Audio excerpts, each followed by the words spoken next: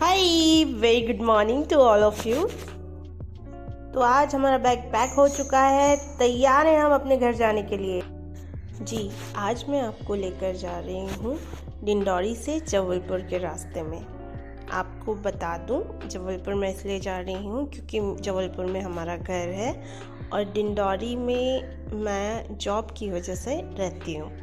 तो जब भी हम जबलपुर जाते हैं तो बीच में डिंडौरी से कुछ किलोमीटर की दूरी पर नर्मदा जी पड़ती है और हमारे यहाँ का रिचुअल कह लीजिए या हमारे यहाँ का रिवाज है कि जब भी हम कोई यात्रा शुरू करते हैं तो नर्मदा जी को प्रणाम करके उस यात्रा के सफल होने की कामना करते हैं। तो इसलिए मैं यहाँ रुकी हुई थी और इस तरह से मेरे सफ़र की शुरुआत हुई। ये जो आप खूबसूरत रास्ता देख रहे हैं ये है जबलपुर रोड का। जब भी आप डिंडौरी से जबलपुर या जबलपुर से डिंडौरी की तरफ आएंगे तो ये खूबसूरत नज़ारे आपको मिलेंगे। लेकिन एक बात का ध्यान रखिएगा, मौसम के अकॉर्डिंग हमारे यहाँ पे थोड़ा सा चेंज होता रहता है। अगर आपको ग्रीनरी पसंद है तो आप कोशिश करिए कि आप जबलपुर से डिंडौरी बरसात के दिनों में या ठंड के दिनों में आइए तो आपको कुछ इसी तरह का सीन दिखाई देगा। क्योंकि गर्मी में ये थोड़ा सा सूख जाता है तो शायद उस टाइम पे आपको इतनी ग्रीनरी यहाँ पे दिखाई ना दे। और लॉन्ग ड्राइव हो और हमें एक कप चाय भी पीने ना मिले या रास्ते में मैं चाय ना पीऊँ तो ऐसा हो नहीं सकता। तो रास्ते में बहुत सारे छोटे बड़े ढाबे हैं, आप लोग कहीं पे भी रुक के आराम से पी सकते हैं। मैं भी इसी तरह के एक ढाबे में रुकी हुई हूँ जो कि शहपुरा के पास पड़ता है और यहाँ पे मैंने ऑर्डर किया है 1 कप गर्मा गर्म चाय। यहाँ की चाय बहुत टेस्टी है तो मैंने सोचा चलिए चाय हम यहाँ पीते हैं, क्योंकि रेस्टोरेंट के लिए मैंने यहाँ पे कुछ भी नहीं खाया था और मैं सुबह कुछ जल्दी ही निकल गई थी। और हमारी जो मंजिल है ये देखिए शहपुरा से बहुत पास में है। ये जो मिडवे ट्री ददर गांव है ये डिंडौरी से तकरीबन 70 किलोमीटर दूर है, यानी ये जबलपुर और डिंडौरी के बीचों बीच स्थित है।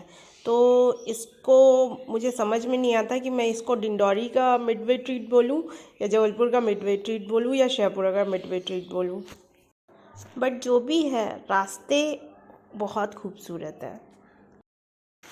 और फाइनली हम लोग पहुंच गए हैं मिडवे ट्रीट ददर गांव, जो कि सामने से या बाहर से देखने में कुछ इस तरह से दिखाई देता है। आप लोग जब भी आएंगे तो इस तरह से एक साइड में बिल्डिंग आपको दिखाई देगी, तो आप लोग बिल्कुल यहाँ पे आकर खाना खा सकते हैं या ट्राई कर सकते हैं। और मुझे मिडवे ट्रीट रेस्टोरेंट की ये बात बहुत अच्छी लगती है कि इनकी जो लोकेशंस हैं वो बहुत अच्छी जगह पर चूज़ किए गए हैं। यानी उनको जब आप देखेंगे, दूर से ही देखेंगे ना, तो इतनी खूबसूरत यानी ग्रीनरी के बीच में उनको बनाया गया है और इतनी खूबसूरत जगह होने के साथ साथ यहाँ पे खाना भी बहुत अच्छा सर्व किया जाता है। तो मैं बिल्कुल कह सकती हूँ कि अभी के जितने भी गवर्नमेंट साइट्स के रेस्टोरेंट हैं वो बहुत ही बेहतरीन तरीके से काम कर रहे हैं। यही वजह है कि मैं जब भी कहीं बाहर जाती हूँ और अगर मुझे ऑप्शन मिलता है कि आप क्या चूज़ करेंगी तो मैं गवर्नमेंट साइट्स के रेस्टोरेंट को चूज़ करती हूँ, क्योंकि इन्होंने बहुत अच्छी तरीके से अपने ऊपर वर्क किया है, काम किया है, बहुत अच्छी सर्विस देते हैं, इनकी हॉस्पिटैलिटी बहुत अच्छी है, लोकेशंस बहुत अच्छे हैं, नीट एंड क्लीन जगह है। और जब आप कहीं बाहर घूमने जाते हो तो आप खुद भी ऐसी जगह सर्च करते हैं जहाँ पे आपको अच्छा खाना, अच्छा एम्बियंस, सब कुछ बहुत अच्छा मिले। और उसके लिए फिर हम जब पेड करते हैं या पैसे देते हैं तो हमें ऐसा नहीं लगता कि हमने बहुत ज़्यादा दिया है, क्योंकि उस तरह की सर्विस भी हमें दी जा रही है। और ये देखिए, ये है इसका बाहर से व्यू। मैंने रेस्टोरेंट से बाहर का देखिए व्यू दिख रहा है। सामने एक शायद तालाब है और साथ ही साथ में एक बहुत प्यारा सा जंगल दिखाई देता है। और मस्त इस रेस्टोरेंट के किनारे यानी यहाँ पे सीट्स में बैठकर आप आराम से खाना खा सकते हैं, अपना लंच एंजॉय कर सकते हैं, अपना ब्रेकफास्ट एंजॉय कर सकते हैं। तो मैंने बाहर बैठना चूज़ किया और तभी भैया ने मुझे अपना मेन्यू ला के दिया। एक्चुअली क्या था, मैं घर जा रही थी तो मैंने इनको ऑर्डर नहीं किया, क्योंकि मैं सुबह 9-10 बजे के आसपास पहुंच चुकी थी। और मैं अगर खाना खा के जाती तो मेरी मम्मी बहुत गुस्सा करती कि तुम बाहर से खा के आ गई हो।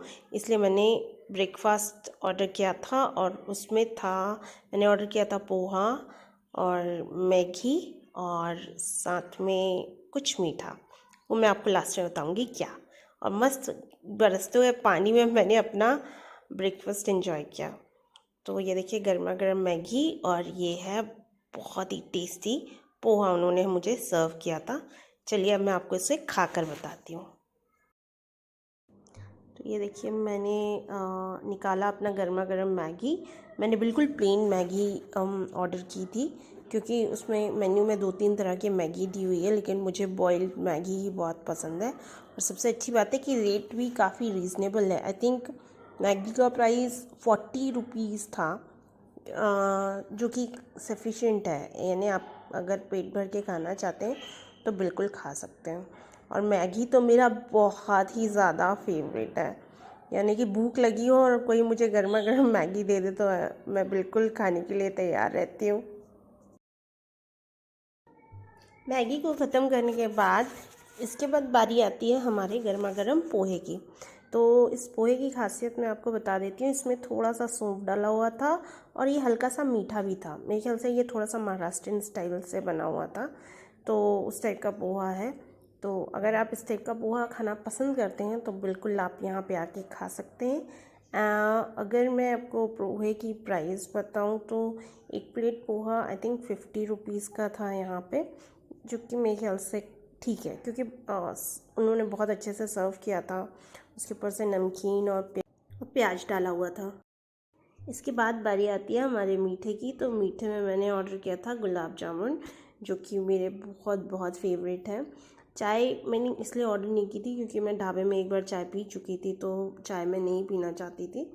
लेकिन हाँ, रसगुल्ला बहुत टेस्टी था, और भैया ने लास्ट में मस्त गर्मा गर्म ला के मुझे सर्व किया था। तो हाँ, मैं इसे 10 आउट ऑफ 10 दूंगी।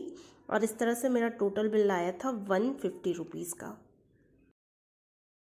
फिर मैंने अपना ब्रेकफास्ट फिनिश किया, और उसके बाद में फिर मैं आगे बढ़ चले अपने घर की तरफ, क्योंकि अभी मुझे आधा रास्ता और तय करना था। लेकिन देखिए, रास्ते में मुझे क्या क्या चीज़ें दिखाई दे रही थी वो सब मैं भी आपको दिखा रही हूँ। रास्ते में एक बंदर भैया ऊपर बैठे हुए थे और मुझे देखकर चिढ़ा रहे थे।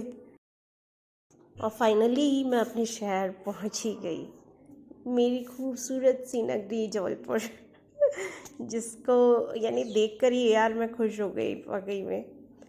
और ये है मेरा घर, और घर पहुंचकर जो सुकून मिला है और जो मेरी थकान उतरी है, जिसका मैं शायद शब्दों में बयान नहीं कर सकती हूँ।